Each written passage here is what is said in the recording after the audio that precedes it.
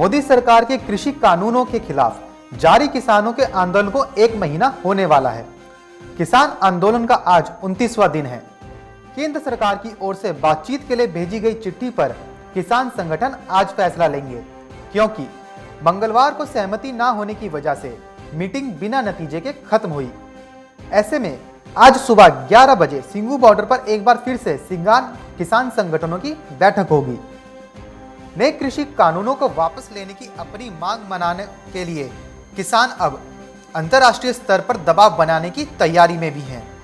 इस संदर्भ में किसान संगठन ब्रिटेन के सांसदों को पत्र लिखकर आग्रह कर रहे हैं कि वे अपने प्रधानमंत्री बोरिस जॉनसन को गणतंत्र दिवस के मौके पर भारत आने से रोकें।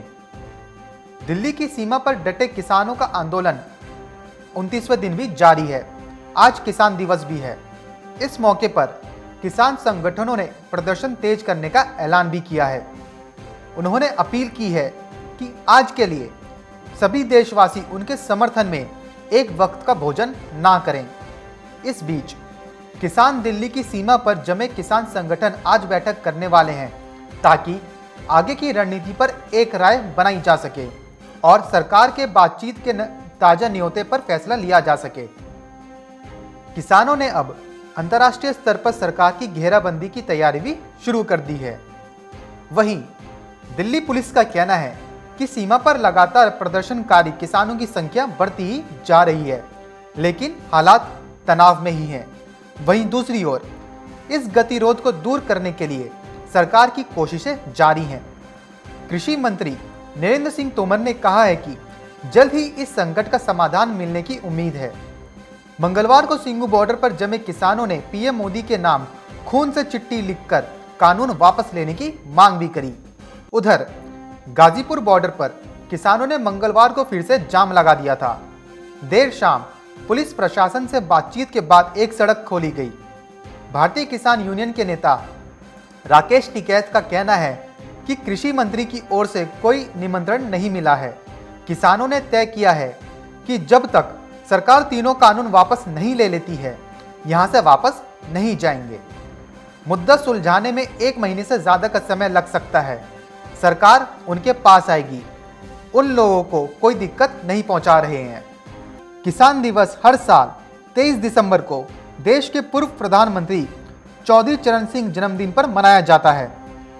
चौधरी चरण सिंह 28 जुलाई 1989 से लेकर 14 जनवरी 1980 तक देश के प्रधानमंत्री रहे थे। राष्ट्रीय किसान दिवस पर भारतीय किसान यूनियन ने ऐलान किया है कि आज वे एक टाइम का खाना नहीं खाएंगे। दिल्ली पुलिस ने कोरोना की वजह से पूर्व प्रधानमंत्री चौधरी चरण सिंह को श्रद्धांजलि देने के लिए किसान घाट पर आने की अनुमति नहीं दी गई है। चौधरी चरण सिंह के पोते जयंत को किसान घाट जाने से रोक दिया गया। राष्ट्रीय लोक दल ने पूर्व प्रधानमंत्री की जयंती के अवसर पर किसान घाट जाने की अनुमति मांगी थी, जिसे पुलिस की ओर से ठुकरा दिया गया। वहीं राष्ट्रीय लोक दल ने 16 दिसंबर को पत्र के जरिए दिल्ली पुलिस से 23 दिसंबर को किसान घाट पर पूर्व प्रधानमंत्री चौधरी चरण सिंह की जयंती के अवसर पर श्रद्धा सुमन अर्पित करने की अनुमति मांगी थी। राष्ट्रीय लोक दल की ओर से यह अनुमति सुबह 7:30 बजे से 10:30 बजे के लिए मांगी गई थी।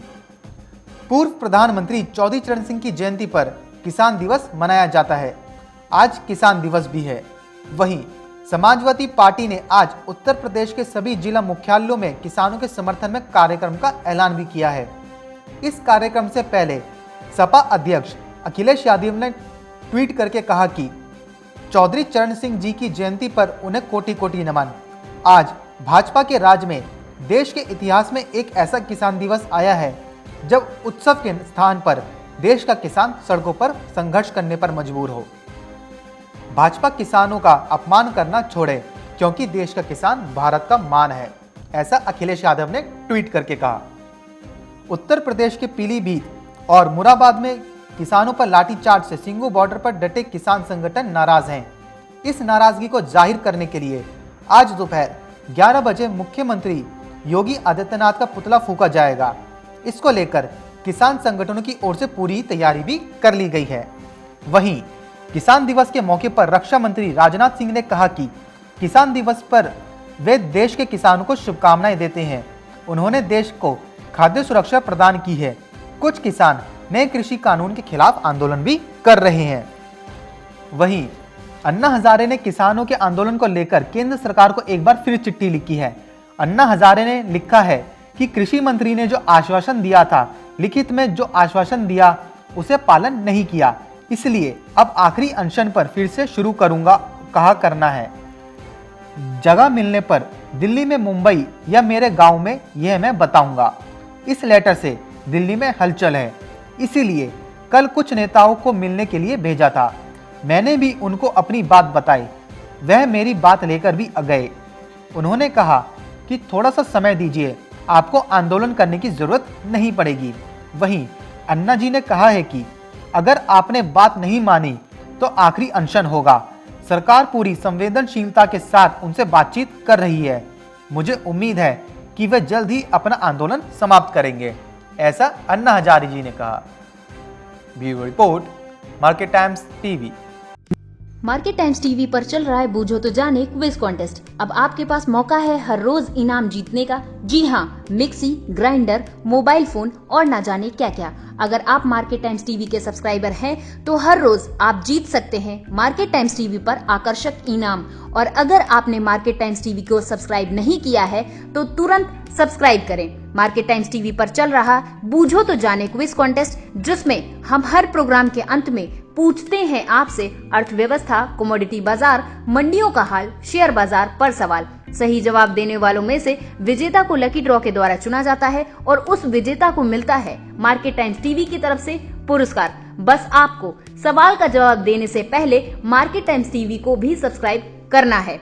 आज का सवाल है, भारत के पहले कृषि मंत्री कौन थे? आपके ऑप्शंस हैं, option A doctor Rajendra Prasad, option B Narendra Singh Tomar, option C Radha Mohan Singh या फिर ऑप्शन डी कैलाश चौधरी। जवाब के लिए टाइप करें option A, option B, option C या फिर ऑप्शन डी। आपको मार्केट टाइम्स टीवी चैनल को सब्सक्राइब करना है और जवाब व्हाट्सएप करना है। आप जवाब व्हाट्सएप कर दें 9953882229 पर। आप में से लकी विजेता जीत सकता है कर्ली स्ट्रेटनर।